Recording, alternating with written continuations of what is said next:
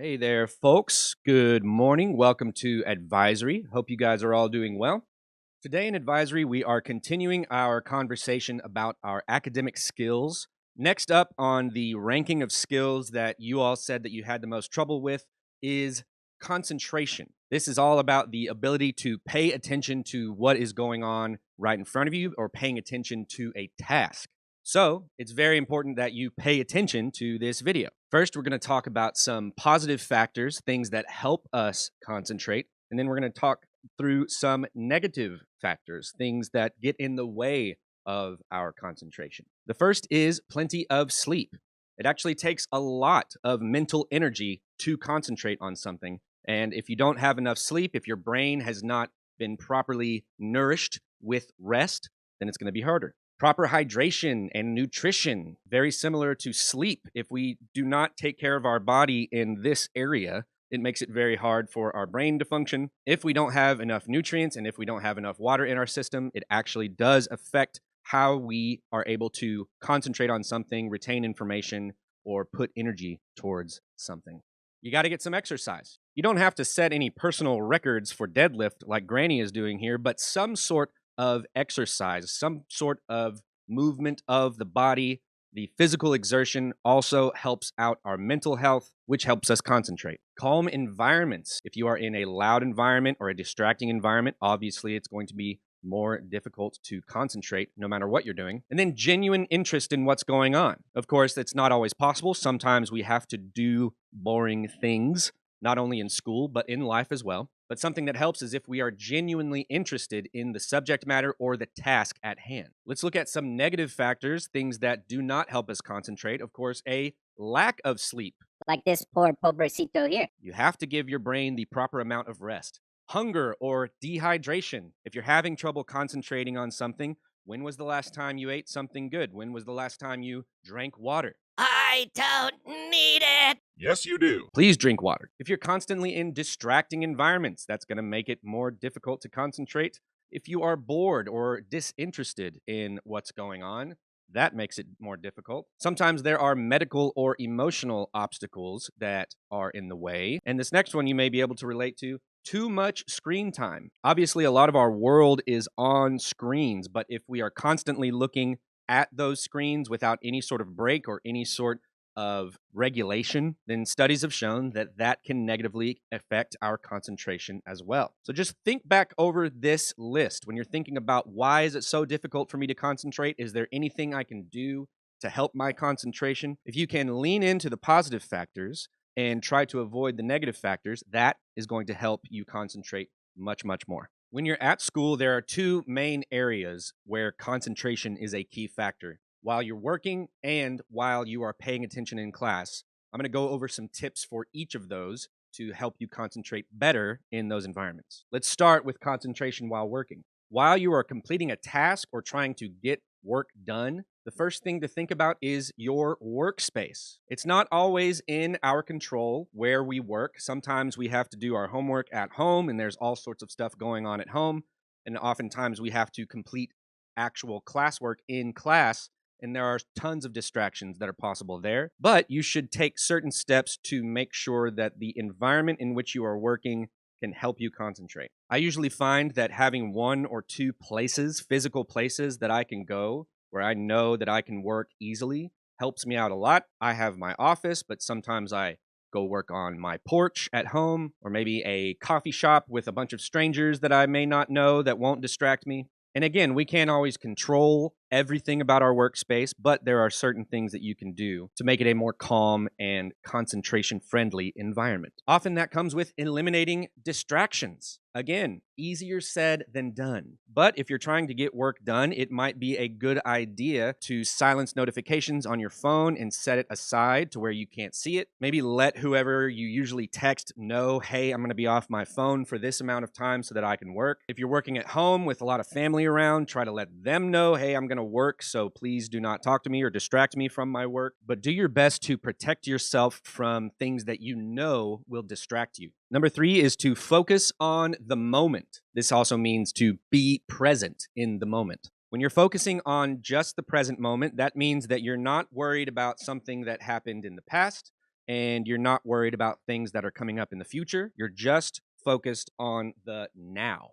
Number 4 is to take breaks and to touch grass. It helps a lot to work in short amounts of time with several breaks in between your work time. And by touching grass, all I mean is to go outside. Oftentimes, the work that we have to do is online, on screens and computers. And so it can be very helpful when you take your breaks in between working to go outside, take a breath of fresh air, maybe take a walk around your block, walk the dog, go enjoy some of the nice weather that we've been having lately. But getting your mind off of the task at hand for a brief moment can help you reset, and doing that outside is also very beneficial. We were not built to be indoors all day, every day. So just take a stroll outside if you're feeling stuck or if you're having trouble concentrating, and see if that helps. 5 is set daily priorities or goals. This can come in the form of a calendar, in the form of a to-do list, or maybe the goal is just the one assignment that you're working on. If you just go into a work session and just say, I'm gonna work, I'm gonna do all the work. well, that's gonna be more difficult to concentrate on than maybe 1 or 2 specific goals. And 6 is to switch tasks when you feel stuck. If you get to the end of your rope, maybe you're working on one assignment over and over and over, and you kind of get stuck, you're not really sure where to go next with a writing piece, or maybe you just get so tired of doing math that you need to switch to do something else, that's good. That's okay. But it should be a full switch from one task to another. Don't try to do multiple tasks at once, because that's not very good for our concentration. We can only really focus on one thing at a time. So when you feel stuck, switch to another task, but make sure you completely switch to that task. Put the other one away completely, and then just get into the moment with the new task. Okay, so that's for when you are working, but what about during class? How do we focus and concentrate on what is going on during class? The first is true no matter what you're trying to concentrate on, and that is to take care of your body. This means proper sleep, proper exercise, and nutrition and hydration, like we talked about earlier. Your brain can only run on the fuel that you give it, and you get fuel for your brain by doing those things, by eating well, by getting enough sleep, and by exercising. Number 2 is just like the other number 2, which is to do your best to eliminate distractions. This can be a lot more difficult in class, depending on the class, depending on who is in the class with you. If you have a lot of friends that are in the class with you and you like to talk to them, which is great, we love friends, but sometimes the desire to talk to our friends overtakes what the priority is at the moment, which is to focus on what's going on in class. And so as much as you can, both in person with the friends that you have in class and on your phone, eliminate those distractions. Encourage your friends to concentrate in class too, and tell whoever you might be messaging or texting that you're in class and that you need to focus. And stay off of Instagram or TikTok or other social media sites that are literally built to take your concentration and put it on a million different things. Thinking of and writing down questions is another good way to concentrate, because if you're asking questions, if you're asking them out loud, or if you're thinking of them, or if you're writing them down, that means your brain is engaging with the material. Number 4 is to take notes. We talked a little bit about this when we were talking about studying for tests, but taking notes in class is a great way to occupy your hands and your mind and focus it in on whatever is going on in the moment. 5 is to involve yourself in discussions. Just like thinking of questions and taking notes, involving yourself in discussions during class can help you understand the material better. It helps you not only to engage with the material, but also with your fellow classmates who are also learning the material. We may not always understand a concept after a teacher tells us or after we take notes about something, but we may be able to understand a concept if we involve ourselves in the discussions about the subject with each other. And then number 6 is to find motivation. Oh, cool, Mr. Hall. Yeah, cool. I'll just find motivation. Hang on, I'm looking. Beep beep beep beep beep beep. I'm looking for motivation, Mr. Hall. I'm looking. Obviously, finding motivation is easier said than done. But as I said earlier, some things are going to be boring. Some things you're not going to want to concentrate on, but you're still going to have to. And in those moments, you have to find external motivation. You may not feel motivated from the inside, but you can at least find or focus on some external factors that can motivate you. Maybe you're just motivated because you want to pass the class. That's a good motivation. And your motivation to pass the class is so that you can graduate and so that you can do the things that you want to do in life. Sometimes you can find the motivation if you think about things in context of a bigger picture. All right, for our activity today, we do have a discussion, but before you do the discussion, you're going to go to the link on the next slide and it will send you here.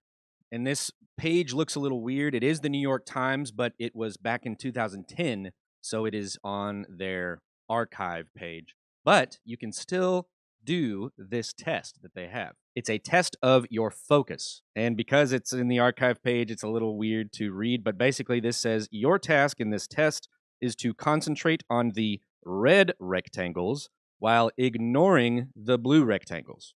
So we're focusing on the red ones, we're ignoring the blue ones. Pretty simple. You'll click next, and it'll say first you'll see a quick flash of some red and blue rectangles. Then you'll see a second scene in which one of the red rectangles may have rotated. Your job will be to say whether or not, yes or no, did the rectangles rotate? And I'll show you how it works. You click next. It says you'll do 4 unscored practice tests. Each one is a test, and then 24 scored tests. The quiz will cover your whole screen to minimize distractions. So it's going to go full screen, but if you want to get out, you can always hit the escape. So I'll click start the test, and then it goes full screen, and it should show me, oh, okay. Did any of the red targets rotate? I did not see any of the red rectangles rotate, so I will click no. Oh, okay, I think I did see a red rectangle rotate. I am going to click yes. Oh, so now we got some blue ones. So that's how that will go. You'll do that a few times, and then it will ask you whether or not the red targets rotate. And as soon as you click yes or no, it goes to the next one. Then once you get done with the last one, it will send you back to this. And again, it looks kind of funky because it's on their archived page, but you can see how well you did by focusing in on these results. Now, again, it's a little funky because it's an old test, but you get the idea. After that, you'll answer some discussion questions based on that test and what you learned about concentration today. So enjoy that little game, that test. Enjoy the discussion afterwards. Be good to yourself and others, and I will see you real soon.